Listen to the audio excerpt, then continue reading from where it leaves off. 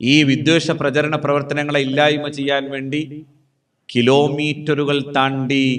ഇന്ത്യയുടെ ദേശീയ പാതകളിലൂടെ നടക്കാൻ ഒരു ചെറുപ്പക്കാരന് സാധിച്ചതുപോലെ കഴിഞ്ഞ മറ്റൊരാളും ഇന്ന് ഇന്ത്യയിൽ നമുക്ക് കാണാൻ കഴിയില്ല. ആ ചെറുപ്പക്കാരൻ പറഞ്ഞത് ഇതാണ്: വിദ്വേഷങ്ങളുടെ കമ്പോളത്തിൽ കൊണ്ടുപോയി സ്നേഹത്തിന്റെ കട തുറക്കണം എന്ന്.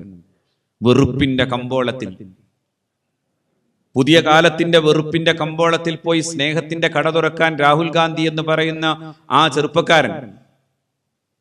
തന്റെ പ്രിയപ്പെട്ട മുത്തശ്ശി, തന്റെ പ്രിയപ്പെട്ട പിതാവ് രാജ്യത്തിനു വേണ്ടിയുള്ള